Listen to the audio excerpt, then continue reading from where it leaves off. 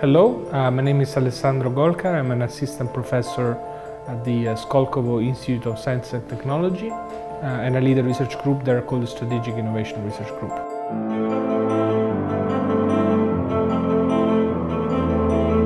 I work in space system engineering, so in the field of, first studying doing conceptual design about space systems and space missions, and coming out with novel concepts on how to utilize space for the benefit of society in general. Second focus of the work is on how to improve design practice in general, not just for space but also for other fields, and some experimental work on right now on stratospheric balloons flights, trying to fly experiments for people.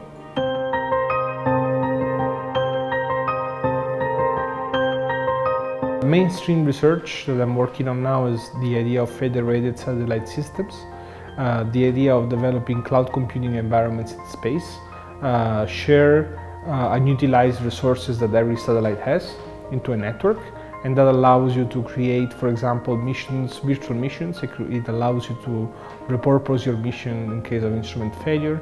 It allows you eventually to create an in-space market of resources which you can use for commercial purposes, and you can make a better use of the resources of your own satellite which you already invested on.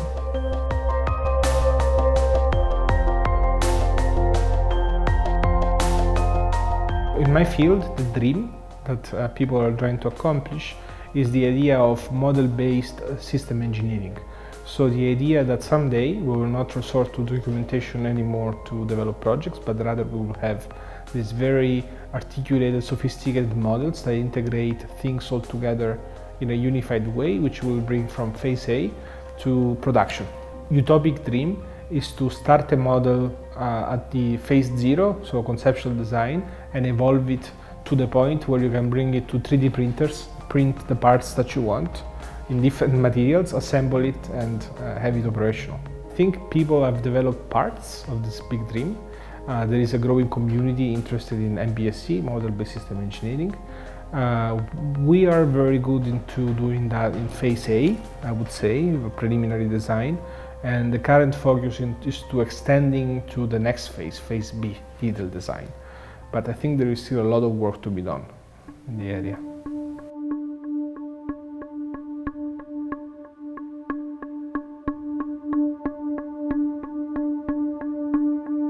Document-based engineering, which is basically how people typically do things, is, you have requirements documents, you have specifications, you have interface control documents, and you're assuming that all knowledge of your system is captured by those documents. And experience tells us that this is not true.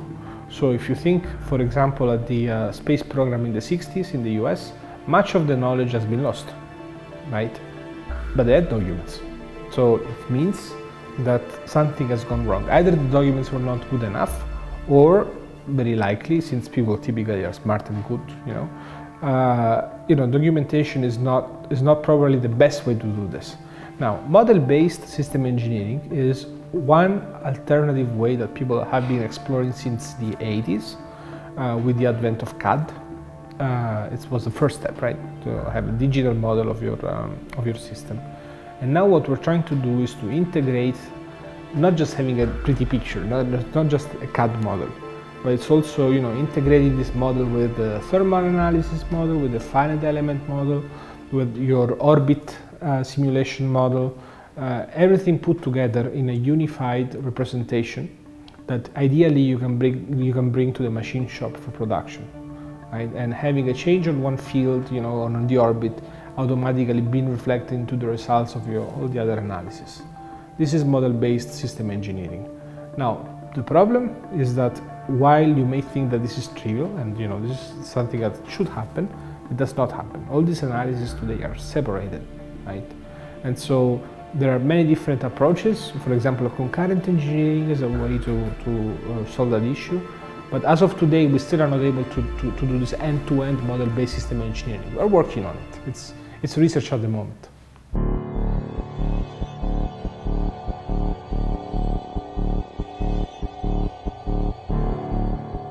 think at space exploration.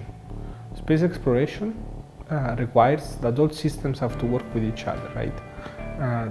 40, 50 years ago, we have done, one of the reasons why system engineering grew as a discipline was the Apollo program, right?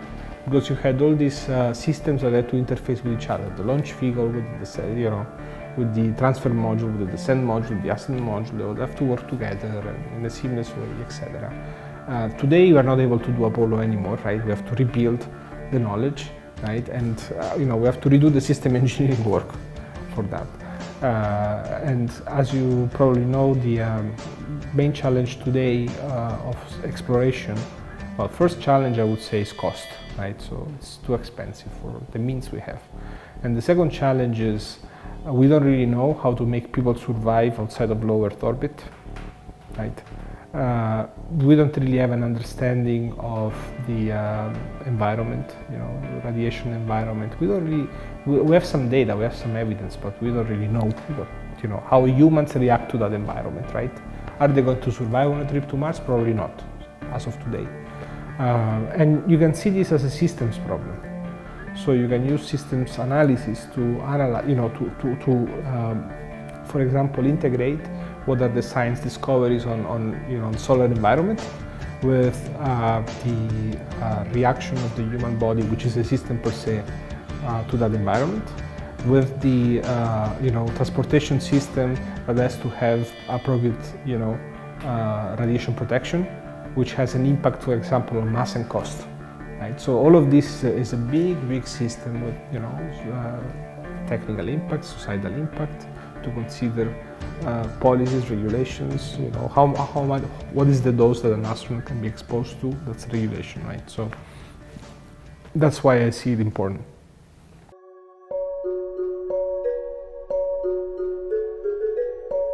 You have it in your pocket, your phone.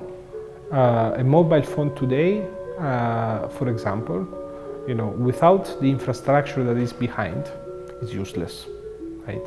So a phone needs an infrastructure.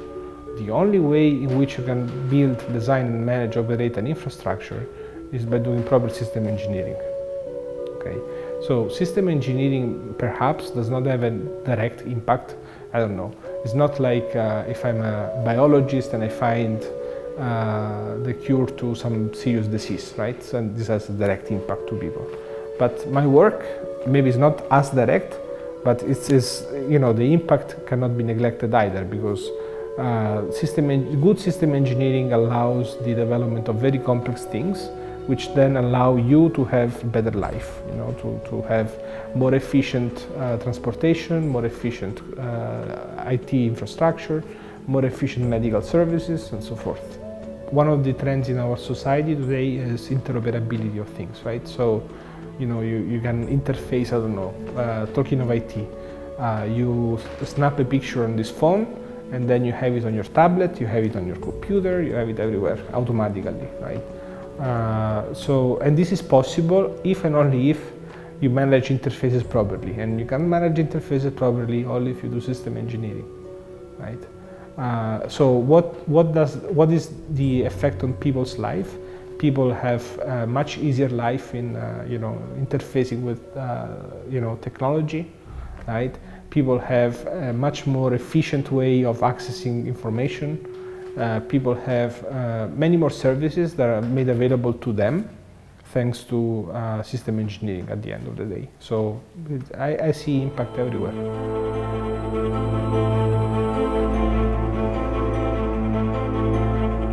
I would say that my field, system engineering, originated in aerospace mostly.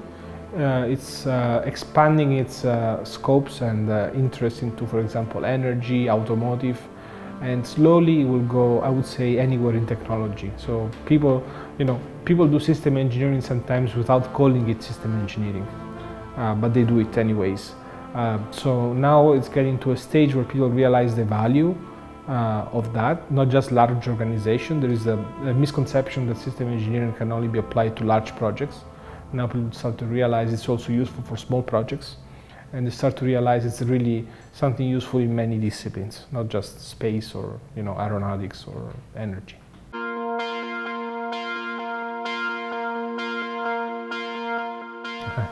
I started as a student at the University of Rome, La Sapienza. I'm originally from Italy, from Rome. And then I moved, done some internships here and there, mostly in the European ecosystem, European Space Agency and so forth. And then moved to the United States, to MIT, Massachusetts Institute of Technology, for my doctorate. And there I had the chance to work in the Department of Aeronautics and Astronautics, worked in projects for in human exploration for NASA headquarters, worked in a project on oil and gas with BP, worked in planetary exploration with JPL, spent some time at Jet Propulsion Lab. And then after this period, looking for a job, right, after PhD, had several offers. I could, stay in the US if I wanted to, but not in space, unfortunately. I could move to Europe in the space field. That was my initial choice. I wanted to work for a research laboratory in Europe, which they hired me. And then suddenly I get this offer to be a faculty at this new university in Russia. And I said, well, you're young, better do it now, right? So I decided to go to Russia.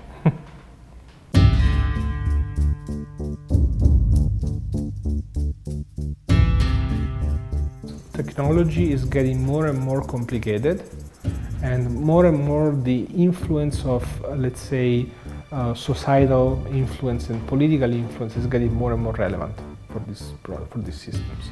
So I would say that complexity is really what drives us to system engineering. The other thing that I see that is happening is that today the development times for projects is shrinking, especially projects that want to have commercial impact on the free market, right? Of course, if you're working on a science mission, you have 20 years to develop your mission, right? But if you think, for example, I don't know, how often you change your mobile phone, happens in 2 years. Mobile phone is extremely complicated, and you have to get it off the market, continuously, innovation after innovation, very quickly. I think we can divide this in two, right? So there is what is the reason? The reason is market, right? So there is always this push to be competitive, to be ahead of your competition, especially in I'm thinking of systems that are designed for the retail market, right? Consumer products, right? But this is also true for technology, hard drives, memory. Imagine how many times your memory storage changed in the last 20 years, and how is it possible? But first of all, we're developing good system engineering methods to distribute the work among people and make sure that things are coherent. And also, more and more our support tools are getting better and better, right? So this is why it's possible.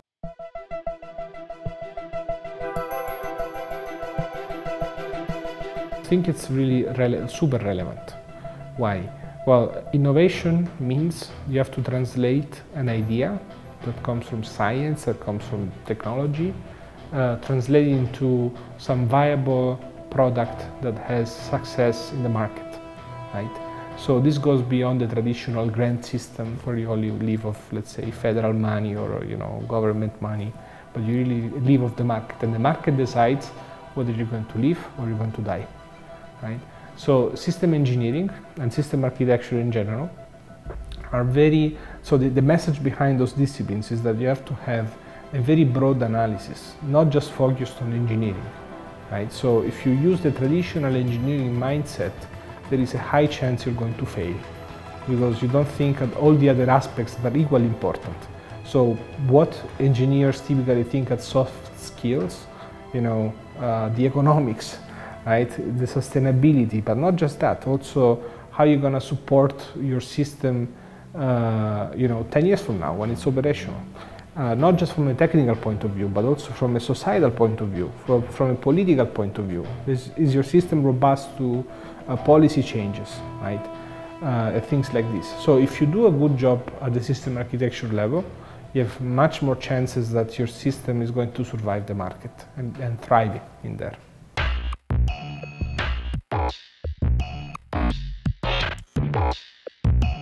Technology is the new economy, if you wish, right?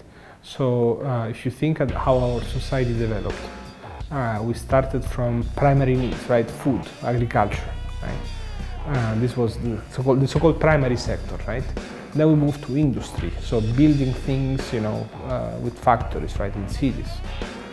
Then we moved to an economy of services, right? And I think that now, I personally think of technology as a fourth sector, right?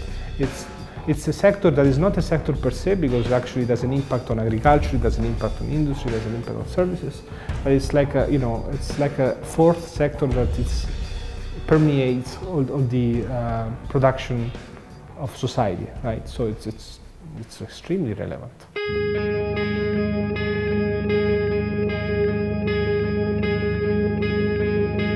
Well, I will share with you a thought that I had the other day. I was visiting a museum in Moscow so it's a Jewish museum about, Tolerance Center it's called. And, there was this beautiful video in where they said, some people in Russia, rural Russia, they didn't believe that, that Jews were going to be killed, right? Just they didn't know. Now, I had this thought, I said, look, if 50 years ago we had Facebook, Twitter, social networks, information would flow much rapidly, people would be much more aware of what's happening right now, right? And probably, such tragedies could have been minimized or avoided at all, right? Much of many tragedies happened because of lack of information, right, or lack of education. Another really, I think, an interesting thing of technology is the democratization of education. Today, you can have a quality education anywhere in the globe with very little infrastructure. You just need some internet connection and a cheap laptop, and you can access quality education courses from best places in the world. Harvard, MIT, with those free, Coursera, edX, Russia X is going to be. It's just amazing to me.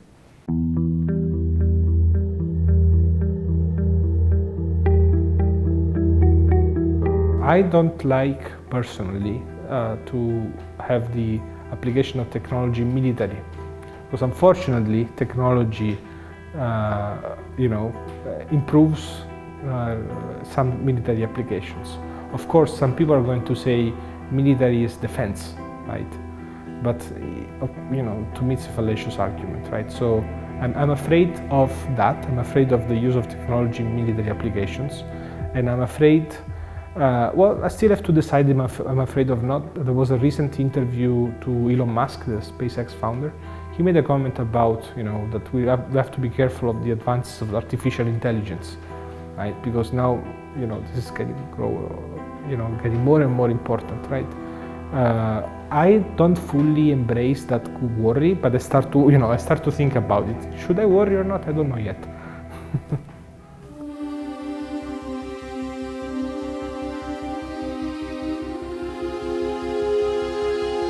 Yes, I think civilization is great. There's so many good people doing good things around the world, and that makes for all the bad people, right? Right now in the world we have been through this economic crisis everywhere, right? But I think that this cannot last forever, first. There are political tensions every day, one way or the other, but at some point they will fade out, right? So, I'm optimist. I think it's a society that at some point will evolve and will do better and better.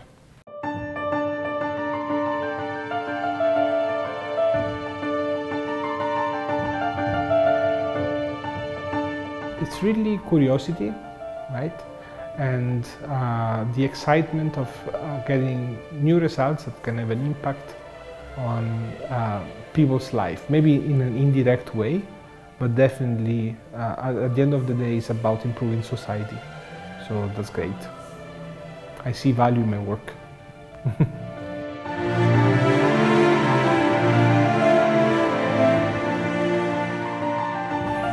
This is the same advice that I give to my students at Skoltech, is to do what they are passionate about and what they like.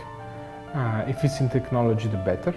And eventually, if you do what you like, and you really put all your efforts and energy into that, right? In a sense, you're obsessed by that, right? Eventually, you're gonna do something good for society. You have such a tremendous energy that you have and create with your work that you can direct towards solving, you know, the big issues of society as of today. You know, the energy problem, the, you know, improving information, education, whatever that is that drives you. I think this is the best thing you can do for your country, right? For young Bulgarian students, my advice would be, well, first try to improve your own country, right? Go abroad to learn, but never forget about your country, right? That you know, at some point of your life, I would advise to, you know, remember where you come from and try to apply what you learn inside your country. It's good, you know, people sometimes say, for example, in my country, in Italy, there is the problem of brain drain, right? So people go away. To me, that's not the problem. To me, the problem is the no return, right?